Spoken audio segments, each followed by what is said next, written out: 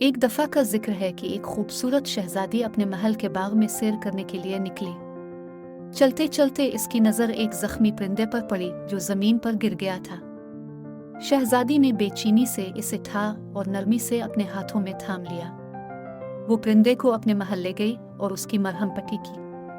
कई दिनों तक शहजादी ने इस परिंदे की देखभाल की और आखिरकार वो परिंदा सेहतयाब हो गया। शहजादी ने इसे आज़ाद कर दिया।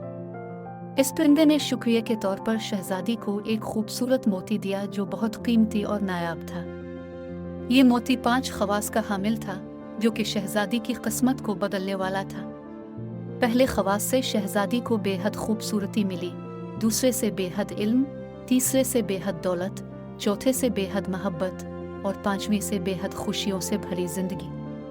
वक्त गुजरता गया और शहजादी की किस्मत बदलती गई। एक दिन एक जवान खूबसूरत शहजादा इसके महल आया। इन दोनों ने एक दूसरे को देखा और पहली ही नज़र में एक दूसरे से मोहब्बत करने लगे।